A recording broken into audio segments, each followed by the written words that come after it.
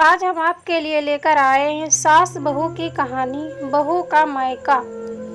माँ वाह बेटा वाह, दिल लगा चुड़ैल से तो परी भी क्या चीज है।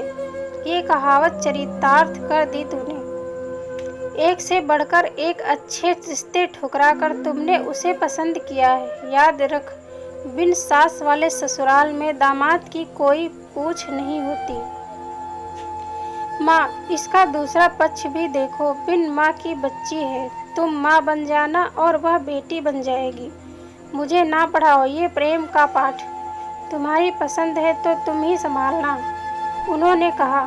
समीर ने सोचा कि माँ यूं ही गुस्से में कह रही है, साथ रहते हुए नीरू के प्रति स्नेह जरूर उमड़ेगा। पंडित जी ने विवाह की तिथि निकाली और नियत समय पर सब संपन्न हो गया। नीरू भाई बहनों में सबसे छोटी थी। उसके पग फेरे तक बहनें रुकी। उसके बाद ना ही किसी ने बुलाया और ना ही वह गई। समीर के मुंह से उसके हंसते खेलते परिवार की इतनी चर्चाएं सुनी थी कि विदाई पर एक बूंद आंसू ना गिरे थे। उसने हमेशा से ऐसे ही खुशहाल परिवार के सपने देखे थे। अब वही सपना सच होने जा रहा था। उसे अपना परिवार मिल रहा था। यह सोचकर बेहद प्रसन्न थी। बहुत जल्द आशा के विपरीत परिस्थितियां सामने आ गईं।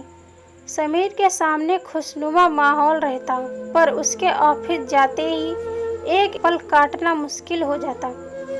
बस काम की बातें होती। सारी दोपहरी अकेली बैठी बिताती। एक कड़वाहट की दीवार थी जो सुभद्रा जी व नीरू के बीच बनी हुई थी।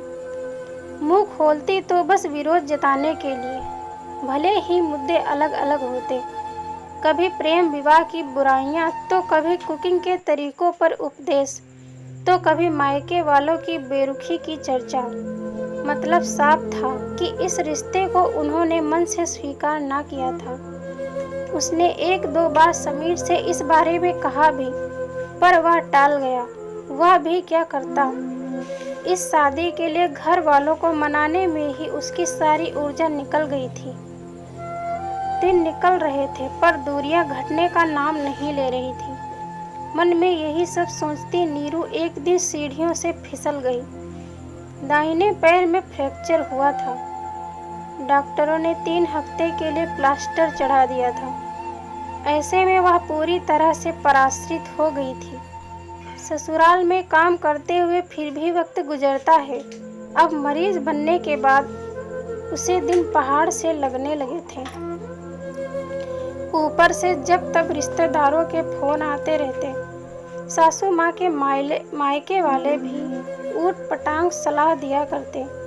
आज भी उनका मायका आबाद था। उनकी ओर से हर तीज त्योहार में बुलावा आ जाता। एक दिन सुभद्रा जी की माँ ने ये तक कह दिया कि नीरू को मायके भेज दो। अब क्या बुढ़ापे में बहू की सेवा करोगी। उनके लिए बड़ी दुविधा की घड़ी थी। एक ओर जहाँ बहू के आने से गृहस्थी से छुट्टी मिलनी चाहिए थी, वहीं जिम्मेदारियां बढ़ गई थी। उन्हें फैसला लेना था, अपना मायका या बहू का मायका। बहू की भोली सूरत आंखों में नाच गई। जब आज तक वह अपनी माँ से मिलने की ललक रखती है, तो भला नीरू के दिल पर क्या बीत रही होगी। दिल पसीज गया था। वह भी तो एक माँ है। उनकी बहू को माँ चाहिए, सास नहीं। आखिरकार उनके अंदर की सास को हराकर माँ की ममता जीत गई थी। अपनी माँ को फोन मिलाया और कहा कि ये मेरी बहू का मायका है, वह यहीं आराम करेगी। जिसे मुझसे मिलने की उत्कंठा हो वह शौक से यहीं आ जाए। मेरी बहू के मायके में आप सबों का स्वागत है। उनके मुंह से यह सुनकर नीरू की आंखें भर आईं। इसी ममता के लिए वह महीनों तड़पती थी। समीर की बातें सच साबित हुई थी। देखना, एक दिन माँ भी तुमसे प्यार करने लगेगी। महीनों के अंतर्द्वंद से सुभद्रा जी को विराम मिला था और नीरू को अपनी माँ। समीर ने भी चैन की सांस ली थी। उसके विश्वास की जीत हुई थी। सबके हृदय में प्रेम ने घर बना लिया था।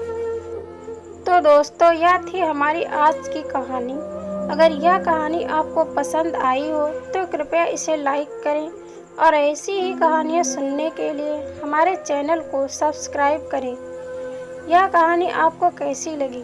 कहानी पर अपनी राय देने के लिए कमेंट करें। धन्यवाद दोस्तों।